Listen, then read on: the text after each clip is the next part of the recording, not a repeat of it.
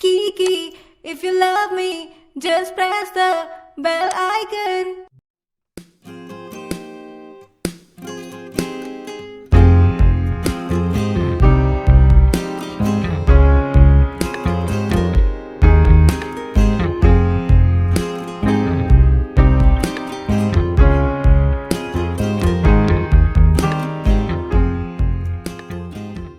तो hey guys, here we are right back. और अभी हमने आपने अब तक जो देखा जो सीखा वो था आपके इससे पहले आपने कंपनी क्रिएट करना देखा। कंपनी क्रिएशन के बाद मैं आपने यहाँ पर ग्लेज़र कैसे क्रिएट करते हैं, ग्रुप्स कैसे क्रिएट करते हैं वो देखा। बिल वाइज डिटेल्स आपने उन्हें चेक की और देन उसके बाद वाउचर एंट्रीज़ आप टैली में एंट्री के जर्नल एंट्री पास कैसे करते हो वो आपने देखा। अब इसके बाद में जो हमारा टॉपिक आता है वो है cost centre and cost category. यानी आप कॉस्ट सेंटर कॉस्ट कैटेगरी, बहुत लोगों को कन्फ्यूज़न होता है कि कब क्या आखिर ये पहला पॉइंट तो ये आता है, ये होते क्या है। तो सिंपल लैंग्वेज में मैं आपको अगर कॉस्ट सेंटर कॉस्ट कैटेगरी के बारे में बताऊं तो नॉर्मली देखो, जैसे कोई भी किसी भी टाइप का आप एक्सपेंस करते हो, ओके।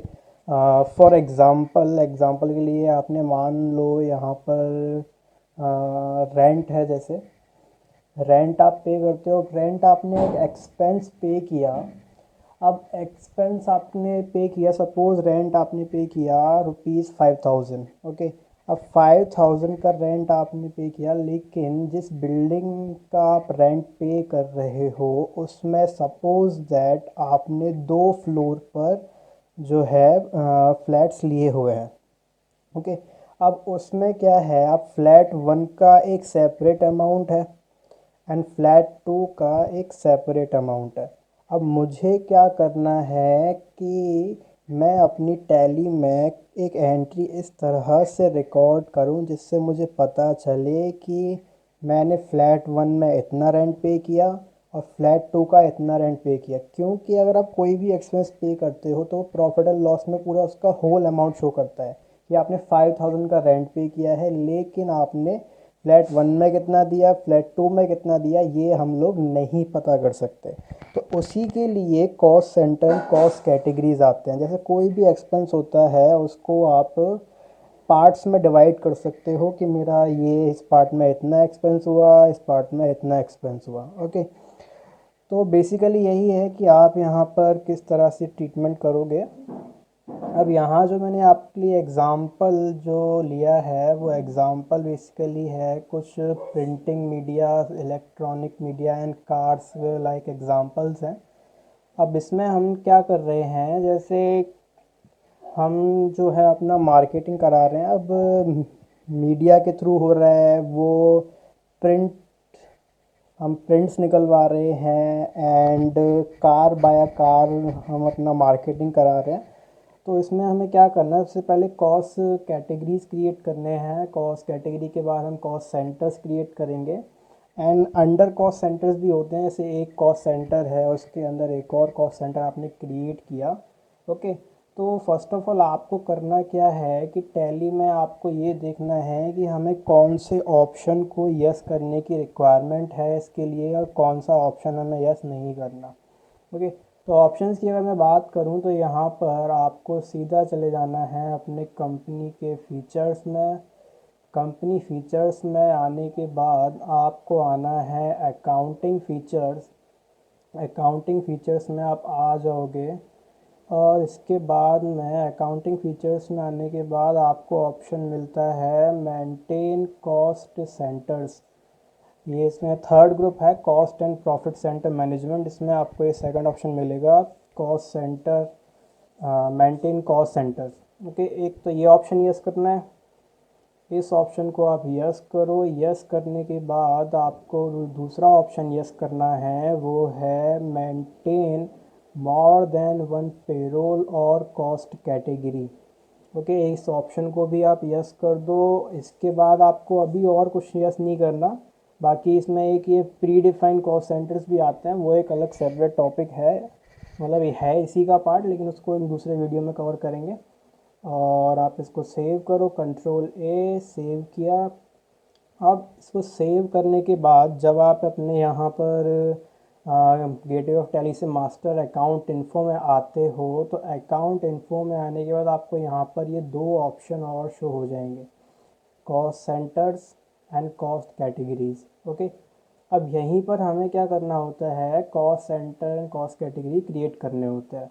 अब हमें सबसे पहले क्या करना है, आपको जो मैंने फ़ाइल दिया है, इस फाइल में आपसे 3 कॉस्ट कैटेगरी क्रिएट कराए हैं फर्स्ट। ओके, जो स्टेप्स हैं वो मैंने यहाँ मेंशन किए हैं, आप चेकआउट कर लेना।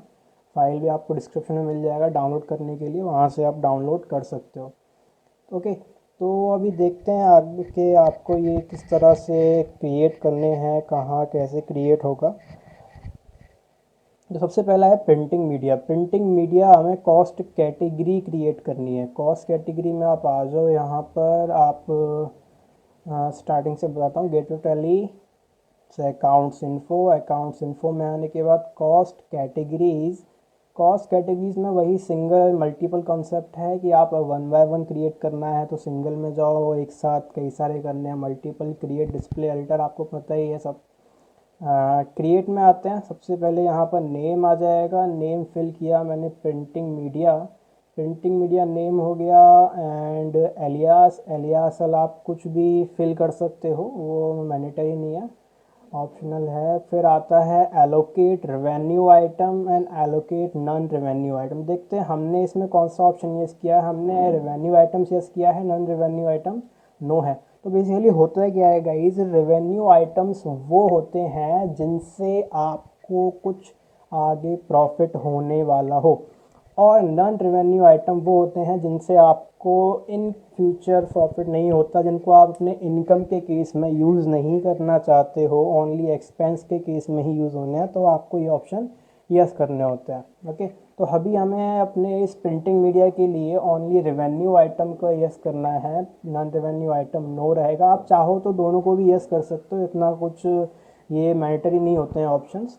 बाकी इसको सेव करो, कंट्रोल ए। देन दूसरा यहाँ पर दिया है इलेक्ट्रॉनिक मीडिया, फटाफट से ये भी क्रिएट करते हैं। इलेक्ट्रॉनिक मीडिया आप चाहो तो इसको यस कर दो। देन आता है कार, कार के लिए भी आप इसको यस कर सकते हो। After that cost centre create हो गए।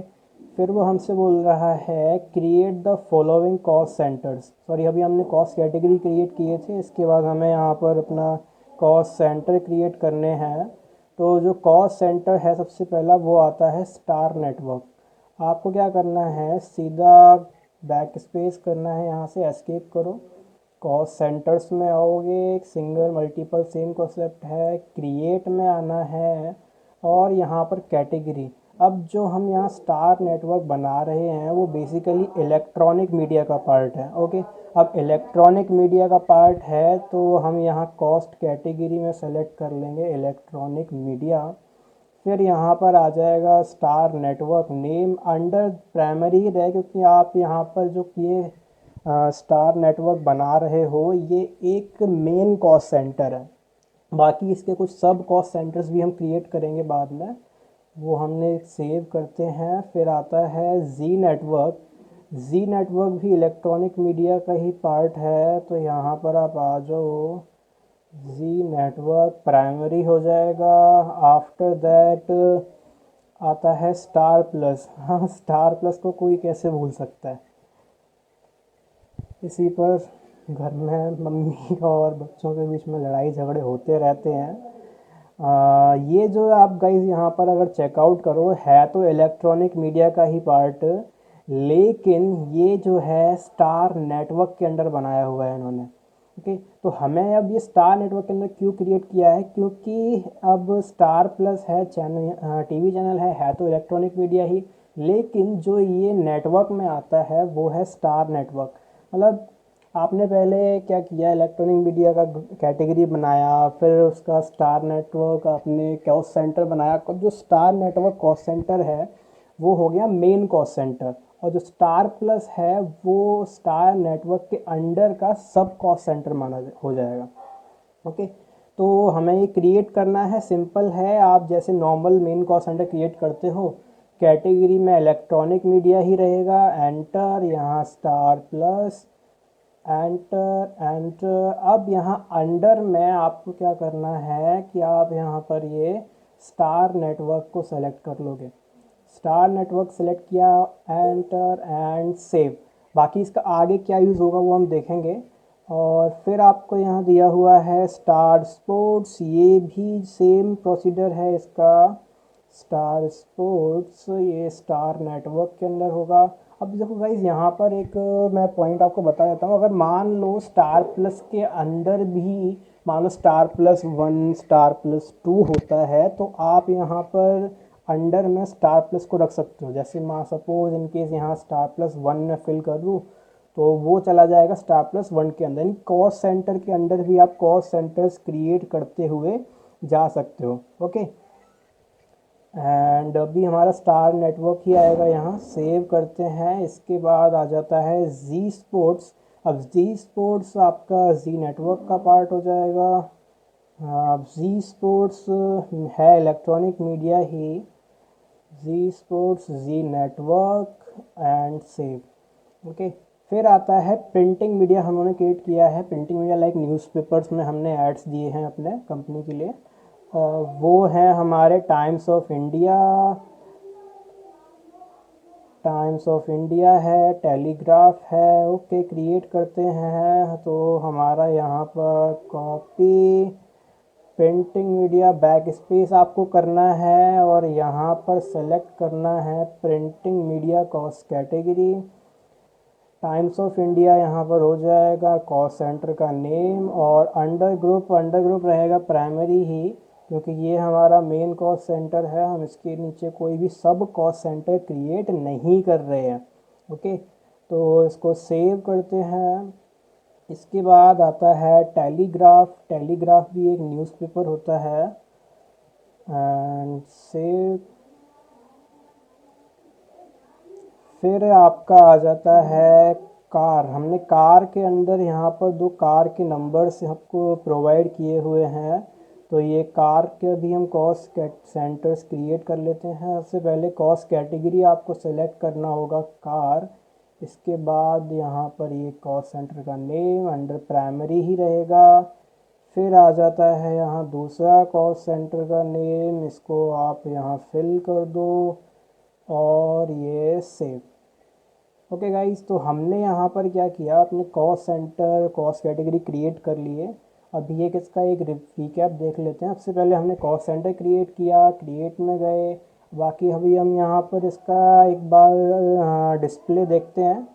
डिस्प्ले में क्या है कि हमने अभी यस किए ये सारे ऑप्शन, कॉस्ट कार क्रिएट किया, आपका जो है इलेक्ट्रॉनिक मीडिया क्रिएट किया, प्राइमरी कॉस्ट सेंटर ये बाय डिफ़ॉल्ट होता है, इसमें आपको कुछ नहीं चेंज करना।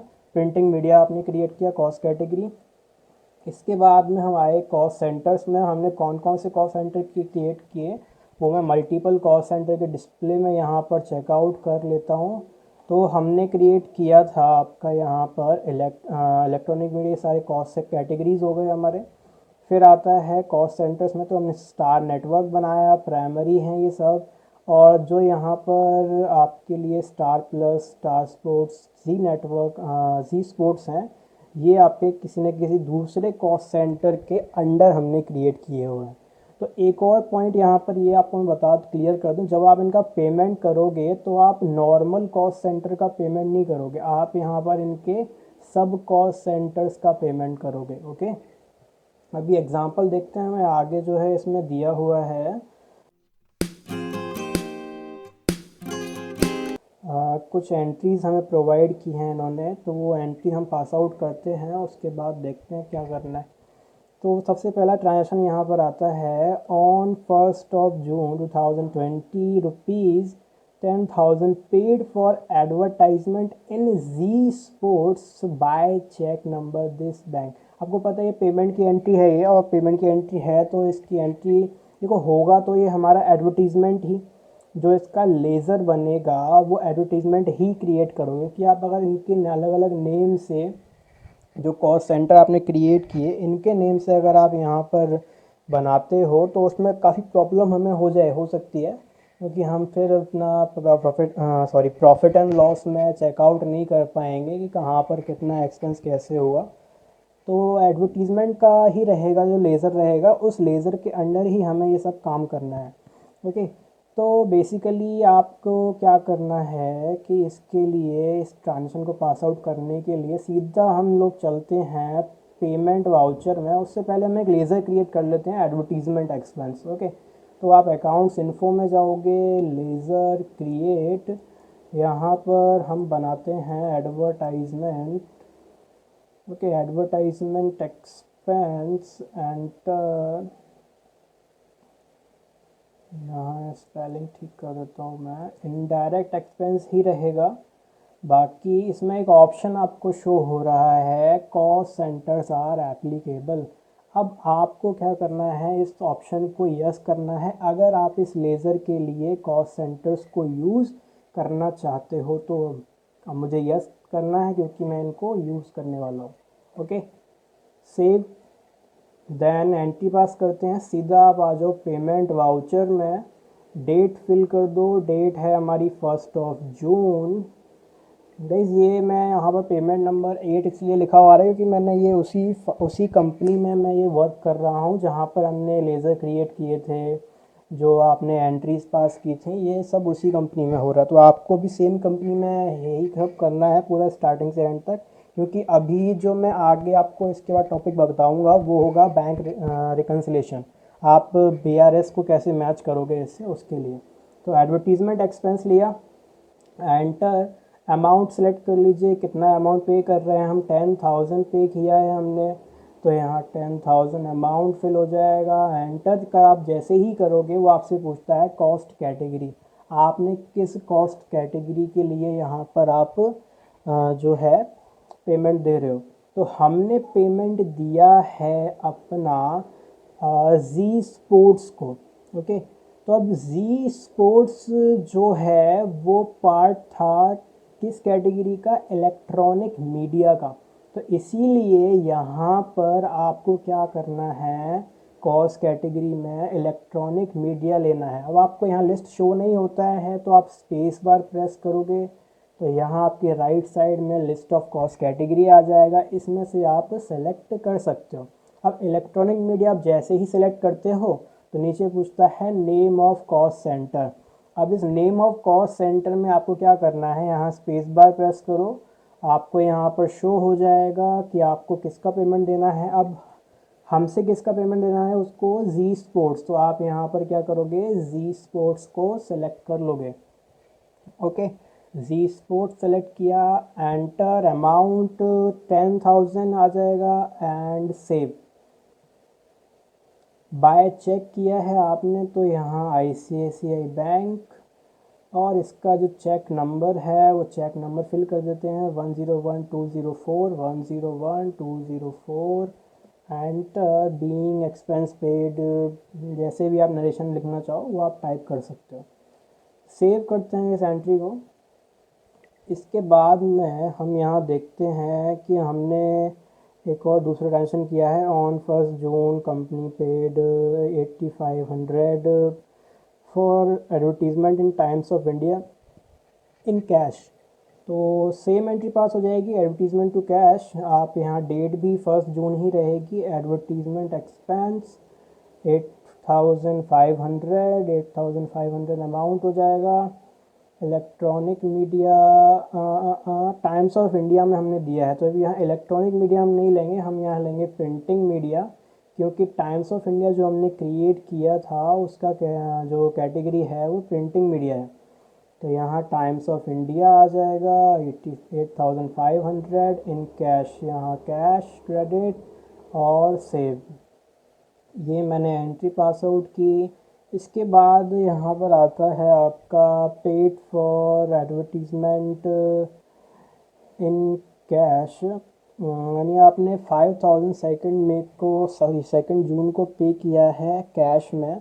तो उसके लिए आपको क्या करना है, सेम एंट्री आप पास आउट करो, 2 जून एडवर्टीजमेंट 5,000 सेम रहेगा। प्रिंटिंग मीडिया है टेलीग्राफ, क्योंकि प्रिंटिंग मीडिया का पार्ट था। आप यहाँ टेलीग्राफ सेलेक्ट कर लो, कैश में पेमेंट हो जाएगी ये, और सेव। फिर आपको ट्रांजेक्शन दिया हुआ है on 1st of July ₹3500 paid for car expense relating to car number this.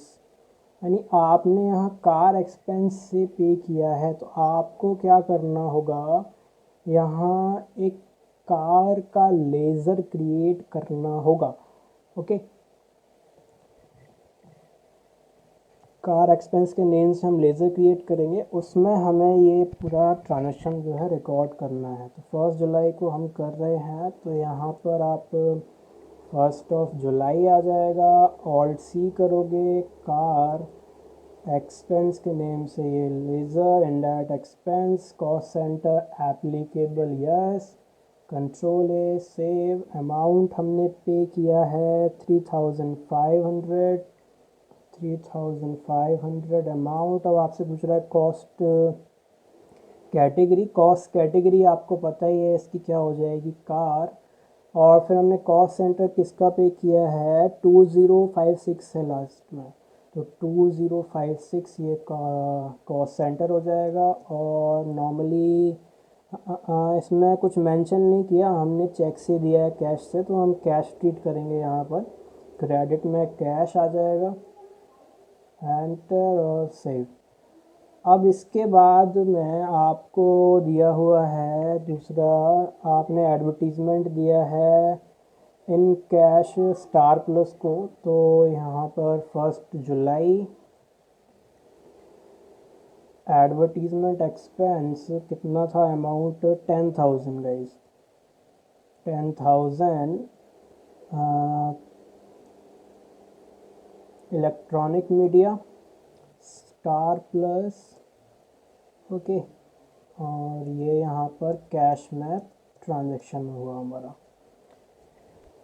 फिर हमारा यहाँ लास्ट ट्रांजैक्शन आता है कि आपने 2 जुलाई को जो है पेमेंट दिया है, paid for car expense relating to car number this. आपको यहाँ पर सिंपल है कि आपने कार का पेमेंट किया, तो अगेन यहाँ पर 2 जुलाई फिल हो जाएगा। कार एक्सपेंस, कार एक्सपेंस आपने कितना पे किया, 8,750 रुपीज़ का कार एक्सपेंस पे हुआ है हमारा। और इसमें कार आपने जो दिया हो 1526 के लिए है, 1526 ये इन कैश ही होगा, क्योंकि कुछ मेंशन नहीं है यहाँ पर। ये आपका जो है हो गया ट्रांजैक्शन। तो गाइस हमने यहाँ पर ये सारे ट्रांजैक्शन जो हैं पास आउट कर लिए हैं। इसके बाद में हमें क्या करना है,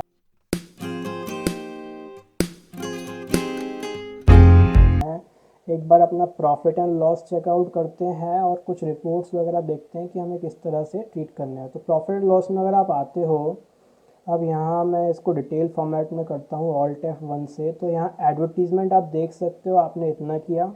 कार एक्सपेंस जो है आपने इतना पे किया हुआ है। अगर आप एडवर्टीज़मेंट एक्सपेंस में आते हो, तो यहाँ पर आपने देखो जून में हमने ये पेमेंट्स दिए, जुलाई में हमने ये पेमेंट्स दिए, ग्राफ भी आपको नीचे शो हो रहा है। कार एक्सपेंस में आप देखते हो तो अपने कार एक्सपेंस में जुलाई में ही पेमेंट दिया है ओनली।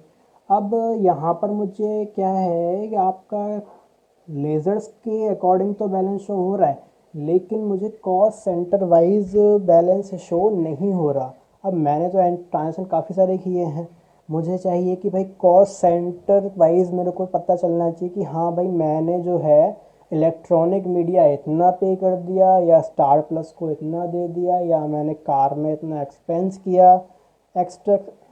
ओके, आपको उसके लिए क्या है, कॉस्ट सेंटर रिपोर्ट होती है एक। ओके, कॉस्ट सेंटर रिपोर्ट के लिए बहुत सिंपल है, आपको बस ये जो मैंने आपको डायरेक्टरी दी है इसको फॉलो करना है। डायरेक्टरी क्या है कि आप सीधा जाओगे गेटवे ऑफ टैली से डिस्प्ले, डिस्प्ले के बाद आपको आना है स्टेटमेंट्स ऑफ अकाउंट, यहाँ आपको मिलता है कॉस्ट सेंटर्स, और फिर आ जाता है आपका cost category. Cost centre breakup, यहाँ पर आप कॉस्ट कैटेगरी समरी चेकआउट कर सकते हो, लेज़र ब्रेकअप देख सकते हो। जैसे मैं कैटेगरी समरी में जाता हूँ फ़िलहाल, तो कैटेगरी समरी में आने के बाद आप यहाँ पर ये चेकआउट कर पा रहे हो कि भाई मैंने कार में टोटल एक्सपेंस, अगर इसको कंडेंस करता हूँ तो कार का एक्सपेंस इतना हुआ, इलेक्ट्रॉनिक मीडिया पर हमने इतना एक्सपेंस किया है, और प्रिंटिंग मीडिया पर हमने इतना एक्सपेंस किया। आपको इनकी डिटेल चेकआउट करनी है तो आप इसको यहाँ डिटेल फॉर्मेट में रख सकते हो। अब डिटेल में अगर आप देखते हो तो यहाँ मैंने कार में क्या है, आपका फर्स्ट कार के लिए इतना पे किया, सेकंड के लिए ये पे किया, और स्टार नेटवर्क में मैंने इतना दिया, जी नेटवर्क में मैंने इतना दिया। अभी यहाँ पर star network, G network show हो रहा है, मुझे स्टार प्लस और वो बाकी के जो मैंने इसके अंडर के कॉस्ट सेंटर क्रिएट किए थे वो शो नहीं हो रहे हैं। वो उसके लिए ना दो ऑप्शन है, एक तो आप एंटर कर लो तो आपको शो हो जाएगा, अदरवाइज़ आप अगर यहीं पर कर्सर रखने के बाद में शिफ्ट के साथ एंटर करते हो तो शिफ्ट एंटर करने के बाद क्या होगा गाइज, आपको यहीं पर वो डिटेल में ओपन कर देता है। तो शिफ्ट एंटर आपका डिटेल में ओपन करने के लिए ही होता है, जैसे ऑल्ट F1 होता है वो पूरी लिस्ट को ओपन कर देता है। शिफ्ट एंटर से हम किसी वन पर्टिकुलर लेज़र के लिए या पर्टिकुलर ऑप्शन के लिए डिटेल में चेकआउट कर सकते हैं। टेलीग्राफ है हमारा प्रिंटिंग मीडिया में, टाइम्स ऑफ इंडिया है। अब इसमें अगर आप इतना सब कुछ नहीं देखना चाहते, आपको सिर्फ देखना है कि मैंने एडवर्टीज़मेंट में कितना किया या कार एक्सपेंस कितना किया, तो उसके लिए यहाँ पर होता है लेज़र ब्रेकअप। ओके, आप लेज़र ब्रेकअप रिपोर्ट में आओ। लेज़र ब्रेकअप रिपोर्ट में आने के बाद आप यहाँ एडवर्टीज़मेंट एक्सपेंस सेलेक्ट कर लो, तो एडवर्टीज़मेंट के थ्रू आपने कितना कैसे पेमेंट दिया वो आपको शो हो जाएगा। एंड देन जैसे मैं कार एक्सपेंस लेता हूँ तो कार एक्सपेंस से रिलेटेड मैंने जितना एक्सपेंस किया वो मुझे शो कर रहा है यहाँ पर। ये सेम ऐसे ही यहाँ आता है आपका ग्रुप ब्रेकअप कि आपने इनडायरेक्ट एक्सपेंस कितना कितना किया। जैसा मैंने आपको बताया था कि कॉस्ट सेंटर कॉस्ट कैटेगरी हम इनकम और एक्सपेंस दोनों के लिए यूज़ करते हैं, ये हमने एक्सपेंस के लिए यूज़ किया है। आप अगर इनकम के लिए करना चाहते हो तो सेम प्रोसीजर है। सपोज़ दैट आपने जैसे सामान लो कि टोटल मुझे क्या है कमीशन मिलना है। अब कमीशन में आपको अलग अलग प्रॉपर्टी डीलर से, अलग अलग ब्रोकर से, अलग अलग पर्सन से आपको बहुत सारा कमीशन आता है, कमीशन आता रहता है। उसको आप कैसे ट्रीट कर सकते हो, कहाँ पर क्या करना है, उसकी मेंटेनेंस के लिए आप यहाँ पर जो है कॉस्ट सेंटर कॉस्ट कैटेगरी का यूज़ कर सकते हो। यही होता है guys cost centre cost category. बाकी इसमें ये तो नॉर्मल हुआ, एक प्री डिफाइन वाला और आता है, प्री डिफाइन को भी हम देखते हैं बाद में। ओके, तो कॉस्ट सेंटर समरी रिपोर्ट हमने यहाँ चेक कर लिया। आफ्टर दैट आपका इसके लिए क्या आता है, बैंक रिकन्सिलेशन स्टेटमेंट। अगर आपको कॉस्ट सेंटर कॉस्ट कैटेगरी के लिए और एक और 2-3 एग्जांपल चाहिए तो मैं उसके लिए नेक्स्ट एक और वीडियो क्रिएट कर दूंगा, जिसमें मैं आपका जो है स्टेप बाय स्टेप अलग से कॉस्ट कैटेगरी कॉस्ट सेंटर और प्री डिफाइंड कॉस्ट सेंटर्स के साथ हम कैसे ट्रीट करते हैं उसके लिए एक सेपरेट एक और नेक्स्ट वीडियो में अपलोड करने वाला हूँ। ओके, तो आप उसमें भी चेकआउट कर सकते हो कॉस्ट सेंटर कॉस्ट कैटेगरी के लिए। उसमें हम डिफरेंट एग्जांपल्स में चेकआउट कर लेंगे कि हमें किस तरह से क्या करना होगा। अब इसके बाद में जो हमारा है टॉपिक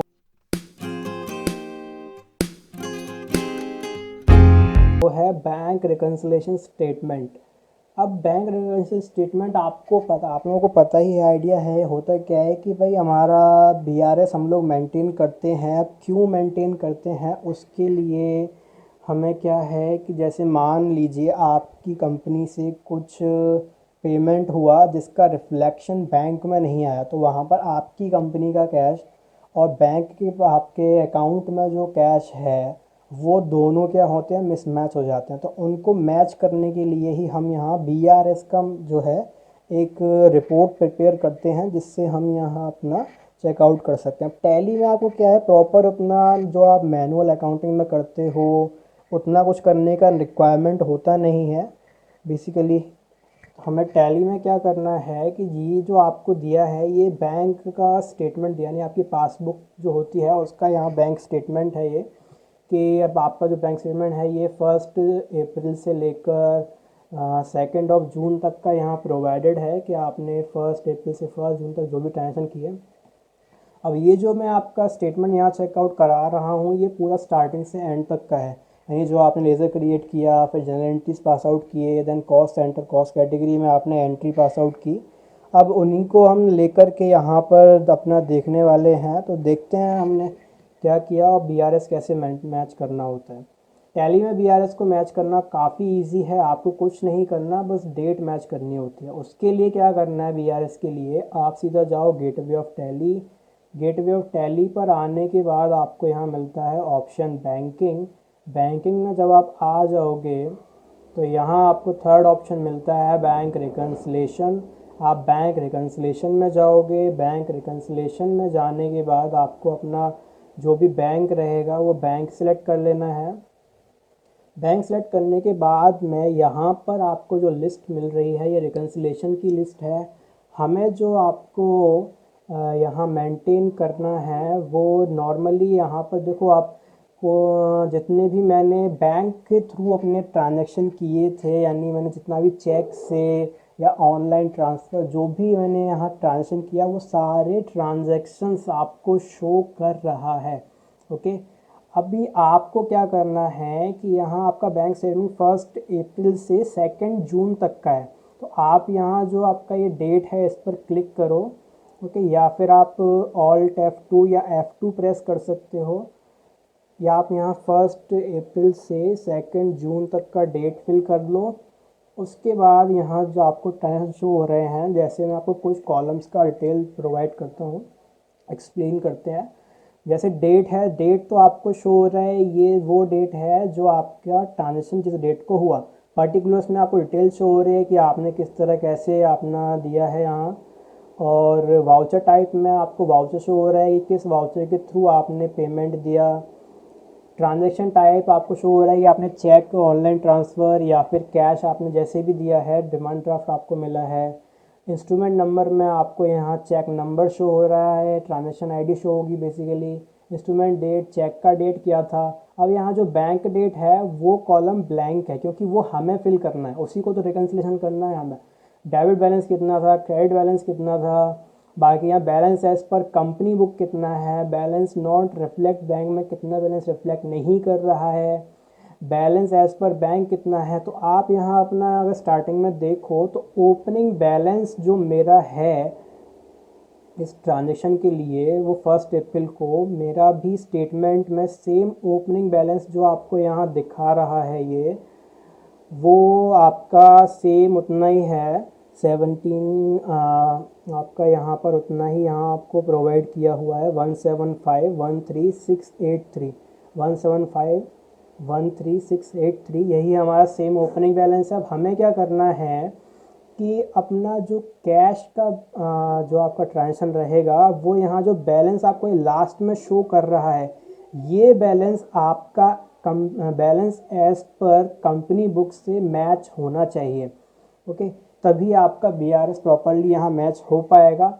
एंड उसको कैसे करना है तो उसके लिए सिंपल है, जैसे यहाँ पर आपको जो ट्रांजैक्शन आपने किए हैं अपने कैश बुक में यानी टैली में वो ट्रांजैक्शन का आपको यहाँ पर लिस्ट प्रोवाइड किया है। यानी कि अब जैसे आप एग्जांपल के लिए मान लो आपने अपने बैंक स्टेटमेंट के अकॉर्डिंग जो 2 अप्रैल को रणवीर लिमिटेड को आपने क्या किया, आपका पैसा यहाँ से विड्रॉ हुआ है, यानी आपने पेमेंट दिया है उसको। ओके, चेक नंबर इतना है। हम देखते हैं 2 अप्रैल को रणवीर लिमिटेड का क्या ट्रांजेक्शन है। तो 2 अप्रैल को यहाँ पर आप अगर देखो तो मैंने 2 अप्रैल को रणवीर लिमिटेड को पेमेंट दिया बाय चेक। चेक नंबर भी आपका जो है मैच हो रहा है 101201। ओके, यहाँ पर अब आपके जो कैश बुक है यानी आपका जो टैली है उसमें ट्रांजैक्शन का डेट कितना है 2 अप्रैल ले, और आपके वहीं पर बैंक में भी उसका क्लियरिंग डेट क्या है।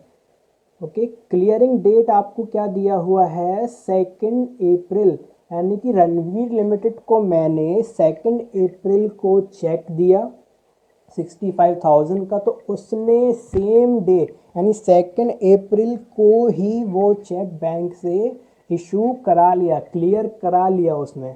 अब उसी में मुझे तो फिर यहाँ पर जो बैंक डेट का कॉलम है इसमें क्या करना है, 2 अप्रैल ही आप फिल कर दोगे। अब जैसे ही आप 2 अप्रैल फिल करने के बाद मैं एंटर करूँगा तो आप यहाँ पर ये बैलेंस का रिफ्लेक्शन देख सकते हो। एंटर करते ही यहाँ बैलेंस रिफ्लेक्ट हुआ कुछ। अब इसके बाद हम देखते हैं कि हमारा जो है दूसरा ट्रांजेक्शन क्या है। अब देखो गाइस, जो हमें अपना ट्रांजेक्शन करना है वो बेसिकली क्या है, अपने पासबुक के अकॉर्डिंग कैश बुक को मैच करना होता है। ओके, तो हमारा पासबुक में दूसरा ट्रांजेक्शन आता है, 2 अप्रैल को हमने क्लियरिंग की है हमारे बैंक ने। 2 अप्रैल का डेट है, वाउचर डेट, और चेक नंबर इतना है, अमाउंट 5000 का है जो डिपॉजिट हुआ है। यानी कि हमने इसमें एक चेक डिपॉजिट कराया है। अब वो उसका चेक नंबर हमें दिया हुआ है, 2 अप्रैल का वाउचर डेट का ट्रांजेक्शन है, लेकिन ये डेट आपका बैंक से कब क्लियर हुआ है, 1 मई को। तो देखते हैं 156201। तो आप यहाँ देखो तो 2 अप्रैल को हमें डिविडेंड रिसीव हुआ था, जिसका रिसिप्ट नंबर हमें दिया है, इंस्ट्रूमेंट नंबर भी सेम ही है 156201, आप यहाँ चेकआउट कर सकते हो। और बेसिकली आपका क्या है कि आपको चेक मिला 2 अप्रैल को, यानी आपकी कंपनी में जो चेक आया वो 2 अप्रैल को आया।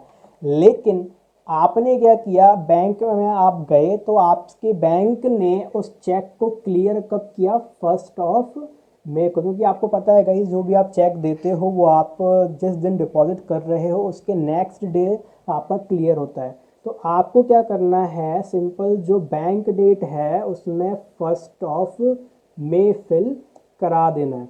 1 मई फिल हो जाएगा, आपका यहाँ पर रिकन्सिलेशन हो जाएगा। Okay, 1 May 2020। एंड आगे अगर हम यहाँ पर देखें तो आपका दूसरा यहाँ ट्रांजेक्शन आता है कि आपने 1 मई को कोई क्लियरिंग किया है, यानी एक और चेक डिपॉजिट किया है। चेक नंबर आप मैच करो, चेक नंबर आपको ये दिया हुआ है, तो हमारा चेक नंबर भी यही है। हमारे 1 मई को अबीर प्राइवेट लिमिटेड से पैसा आया है, हमें चेक मिला है, जो हमने बैंक में कब क्लियर हुआ, हमारा 2 मई को। तो यहाँ पर आपको फिल करना है 2 मई। 2 मई फिल हो गया। इसके बाद हमारा यहाँ है कैश डिपॉजिट। अब कैश डिपॉजिट तो जिस दिन आपने जो वाउचर डेट होगा वही आपका क्लियरिंग डेट रहेगा, उसमें तो कोई टेंशन है ही नहीं। तो यहाँ फिर भी आपका कॉन्ट्रा ट्रांजेक्शन हमारे पास से हुआ है, 1 मई को हुआ है। तो यहाँ पर आपको कैश डिपॉजिट का 2 मई दिया हुआ है। ओके, देखते हैं कि ये क्या है, कैश मे भी शायद हमने डेट में मिस्टेक किया होगा, क्योंकि अमाउंट 15,000 है, यहाँ भी अमाउंट 50,000 है। तो हम यहाँ पर अपने स्टेटमेंट के अकॉर्डिंग 1 मई ही यहाँ फिल करते हैं, एंटर। आफ्टर दैट आपको ट्रांजेक्शन यहाँ दिया है, BSNL का टेलीफोन आपने पे किया है 35,000, विड्रॉ हुआ है, यानी हमने पे किया हुआ है गाइस, सिंपल है। अब आपका वाउचर डेट था उसमें 2 मई, तो 2 मई का देखते हैं, हमने 2 मई का, हाँ हमने आउटस्टैंडिंग टेलीफोन बिल पे किया, चेक नंबर इसमें 101202 चेक नंबर हो गया। और जो क्लियरिंग डेट है बैंक से वो हमें मिली है 31 मई की। तो यहाँ जो डेट आएगा वो 31 आप फिल करा दोगे। ओके, इसके बाद आपका कैश जो है विड्रॉ हुआ है 1 जून को। कैश विड्रॉ हुआ 1 जून को, चेक नंबर ये था, क्लियरिंग डेट भी वही सेम रहेगी, यानी ये कॉन्ट्रा है। तो हम देखते हैं 1 जून को हमने ट्रांजैक्शन किया है इतना, चेक नंबर भी हमें मिल गया। तो यहाँ पर भी बैंक डेट में आप 1 जून फिल करा दोगे। ओके, फिर यहाँ पर है क्लियरिंग हुआ है हमारा एक 1 जून को, चेक नंबर इतना, आपके ₹2 लाख का, जिसका क्लियरिंग डेट है आपका 2 जून। तो हम यहाँ देखते हैं, हमने एडवर्टीज़मेंट जो है, ओहो, आपका 1 जून को ट्रांजेक्शन जो है दिया हुआ है, चेक नंबर से मैच करते हैं कौन सा ट्रांजेक्शन है वो। तो हमें यहाँ दिया है आपका क्लियरिंग डेट में 157210, ये वाला ट्रांजेक्शन है गाइस वो। तो ये हमारे पास से हुआ 1 जून को, लेकिन बैंक ने इसको क्लियर किया है 2 जून को। तो यहाँ पर भी बैंक डेट में आप 2 जून फिल करोगे। एंटर। आफ्टर दैट आपका आता है एडवर्टीजमेंट। हमने देखते हैं एडी एजेंसी को हमने आपका विड्रॉ है यानी पेमेंट दिया है 10,000 का 1 जून को।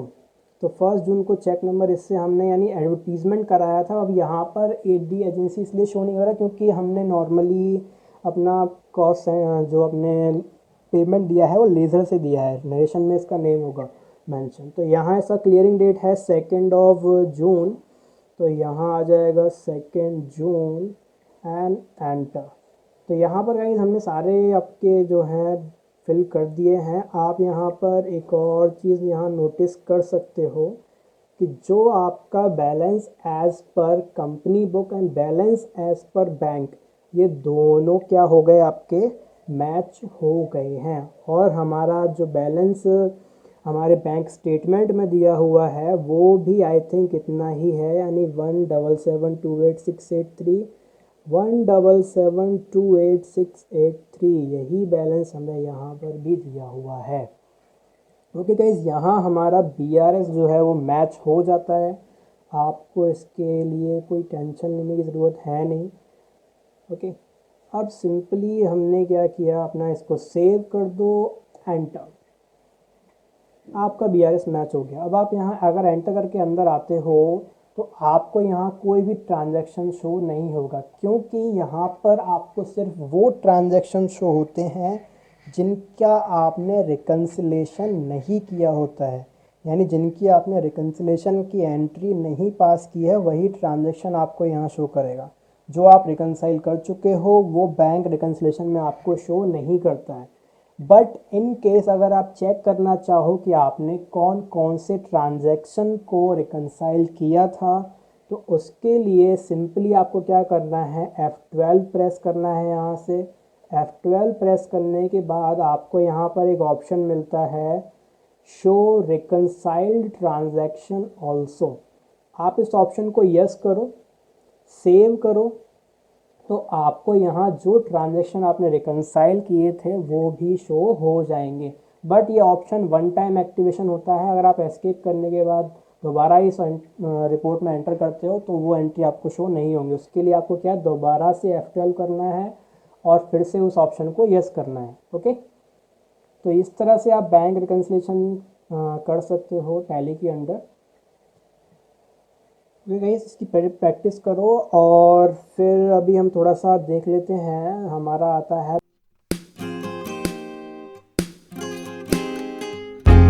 बैकअप एंड रिस्टोर, कि आप बैकअप और रिस्टोर कैसे करते हो। तो यहाँ मेंशन है कि take a backup of your existing company on desktop.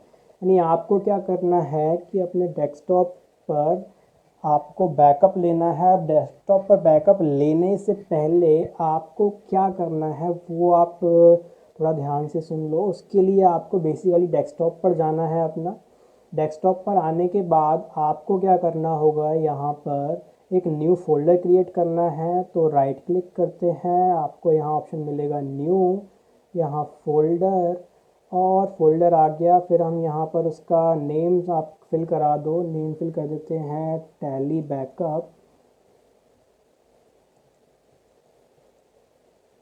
Okay, ये इस फोल्डर का नेम हो गया। आप इस फोल्डर को ओपन कर लो। ओपन करने के बाद में आपको क्या करना है कि यहाँ पर जो इसका एड्रेस बार है, जहाँ मेरा अभी कर्सर ये एड्रेस बार होती है गाइज, आप इसके ऊपर क्लिक करो। जो एड्रेस आ रहा है आप उसको कॉपी कर लो। राइट क्लिक कॉपी या Ctrl+C यूज़ कर सकते हो कॉपी करने के लिए। इसके बाद आप सीधा अपना यहाँ टैली में जाओ। टैली में आने के बाद बैकअप लेने के लिए आपको सिंपली कहाँ जाना है, गेटवे ऑफ टैली से आप जाओगे यहाँ कंपनी इन्फो में। ओके, Alt F3 यूज़ कर सकते हो शॉर्टकट। कंपनी इन्फो में आने के बाद आपको यहाँ ऑप्शन मिलता है बैकअप। ओके, तो अब बैकअप बेसिकली हम लोग लेते क्यों हैं बैकअप, देखो गाइस, हम कई बहुत सारे पर्पज़ से ले सकते हैं। जैसे मान लो आप फ़ोटोज़ वगैरह का, व्हाट्सअप चैट का यहाँ बैकअप लेके रखते हो। गूगल ड्राइव में बैकअप शो आपका सेव रहता है, जिससे आप अगर व्हाट्सअप अनइंस्टॉल हो जाए तो आप दोबारा से अपने चैट्स को रिकवर कर सकते हो अगर आपने उसका बैकअप लिया हुआ है। तो वैसे ही हम टैली की कंपनी का बैकअप लेते हैं कि इन केस मान लो हमारे जहाँ जिस हार्ड ड्राइव में डेटा सेव है वो हार्ड ड्राइव किसी तरह से क्रैश हो जाती है या ख़राब हो जाती है, तो हमारे पास अगर एक दूसरा बैकअप उसका रहेगा अपनी कंपनी का, तो हम डेटा को वापस रिकवर कर सकते हैं। अब उसके लिए सिंपल मैंने आपको बता दिया कहाँ आना है। गेटवे ऑफ टैली से आप कंपनी इन्फो में आओगे, देन आपको ऑप्शन मिलता है बैकअप। बैकअप में आने के बाद आप एंटर करो, आपको यहाँ पर ऑप्शन शो होंगे सोर्स एंड डेस्टिनेशन।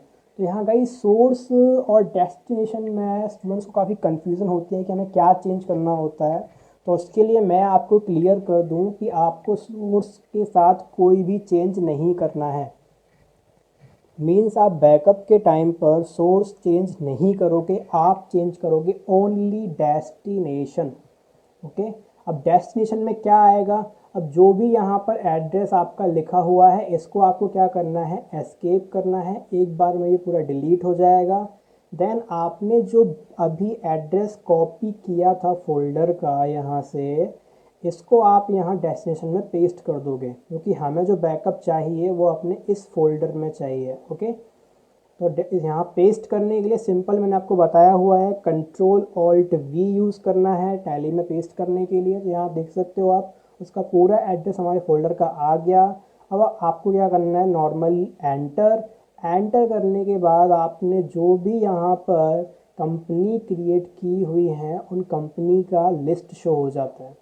अब लिस्ट शो हो रहा है, हमें अपनी कंपनी का बैकअप लेना है, वो है अतुल सेन प्राइवेट लिमिटेड। जो भी आपने कंपनी क्रिएट की होगी जिसमें आप वर्क कर रहे हो उसका आप बैकअप यहाँ ले सकते हो। आप चाहो तो ऑल आइटम सेलेक्ट कर लो तो सबका बैकअप आ जाएगा। यहाँ पर आप बैकअप लेते टाइम एक चीज़ का ध्यान रखना कि आपने जो यहाँ कंपनी कोड है वो आपको रिमेंबर रखना है, क्योंकि जो आपका डेटा रहेगा बैकअप का फाइल वो कंपनी कोड से शो होता है, नेम से शो नहीं होगा। तो हमने यहाँ पे क्या किया, अतुल सेन प्राइवेट लिमिटेड अपनी कंपनी को सेलेक्ट किया, पहले एंटर किया। अब आपसे वो दूसरी कंपनी सेलेक्ट करने के लिए बोल रहा है, तो आपको यहाँ कुछ नहीं करना, आप एरो की का यूज़ करो और एंड ऑफ लिस्ट सेलेक्ट कर लो। जैसे यहाँ पर आप चाहो दूसरी कंपनी भी सेलेक्ट कर सकते हो, लेकिन मुझे क्या करना है, यहाँ एंड ऑफ लिस्ट आया, एंड ऑफ लिस्ट एंटर। तो आपसे एक्सेप्ट करने के लिए बोल रहा है, आप इसको एक्सेप्ट कर लो, एंटर, और आपका बैकअप कंप्लीट हो गया। आप अगर यहाँ पर जाते हो अपने उस फोल्डर में तो आप यहाँ देखोगे आपको एक TB के 900 WinRAR archive फाइल मिलता है। इस का आपका यहाँ पर कोड जो था हमारी कंपनी का वो 10004 यही था, तो वो यहाँ पर प्रॉपरली हमें मेंशन भी हो गया है। अब बेसिकली हमें क्या करना है, ये बैकअप हमारे पास है, आप इस बैकअप को किसी को मेल करो, कॉपी पेस्ट करो, पेन ड्राइव्स में डालो, जहाँ पे भी आप इसको स्टोर करना चाहते हो वहाँ पर आप इसको रख सकते हो। ओके, अब इस बैकअप की हमें रिक्वायरमेंट क्यों रही है, अब इसके लिए हमें एक सिंपली, आप चाहो तो अभी हम एक और कंपनी का बैकअप लेकर देखते हैं।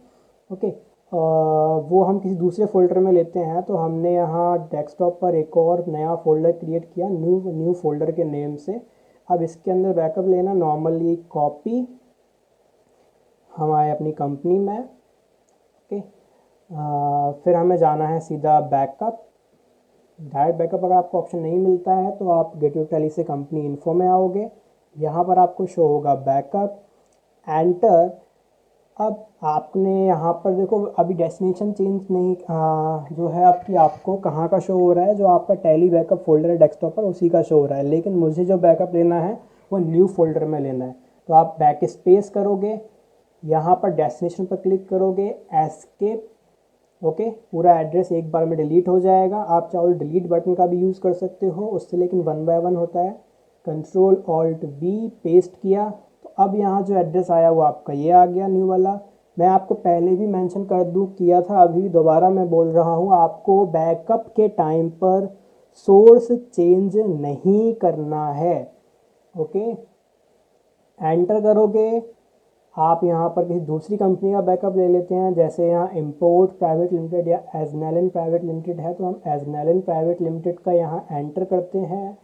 और मान लो कोई दूसरी कंपनी का भी बैकअप ले सकते हो आप, यहाँ जैसे सैनकॉप प्रैक्टिस लिमिटेड है, ये सब दिया हुआ है, एंटर किया और एंड ऑफ लिस्ट। तो अभी यहाँ पर जो आपकी कंपनी का बैकअप आ रहा है वो है, यहाँ 2 कंपनियाँ सेलेक्ट हो गई हैं।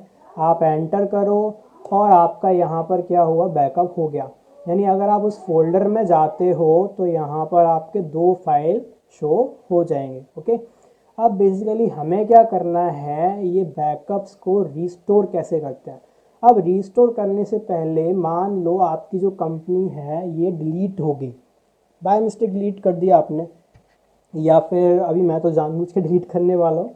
तो आप यहाँ देख सकते हो कंपनी डिलीट करने के लिए मैंने आपको बताया हुआ था टैली कंपनी क्रिएशन वीडियो में कि आप कंपनी इन्फो में आते हो, उसके बाद यहाँ अल्टर ओपन करते हैं। तो मेरी जो कंपनी दिखाई उसको डिलीट करना है, ऑल्ट डी एंटर और एंटर।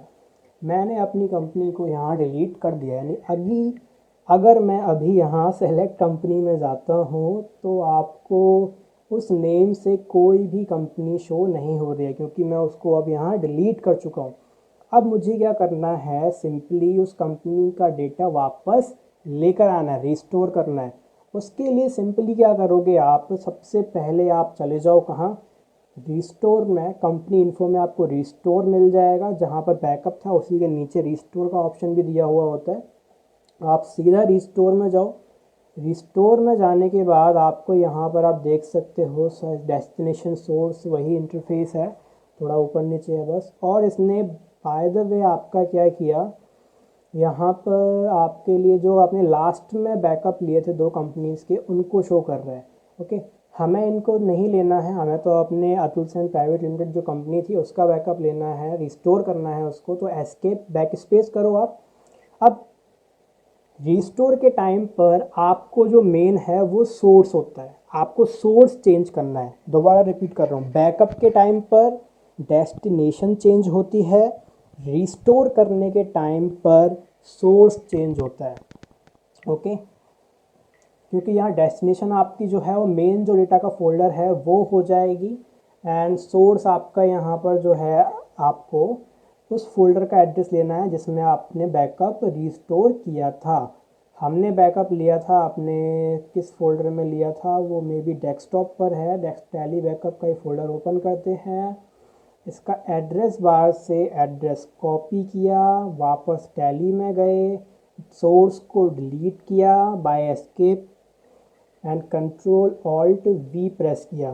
ओके, अब आप यहाँ एंटर करते हो तो आपको लिस्ट ऑफ कंपनी शो हो जाएगा। ये आपको बता देगा कि आपने किस डेट को किस टाइम पर अपना कंपनी बैकअप लिया था, वो आपको शो हो रहा है।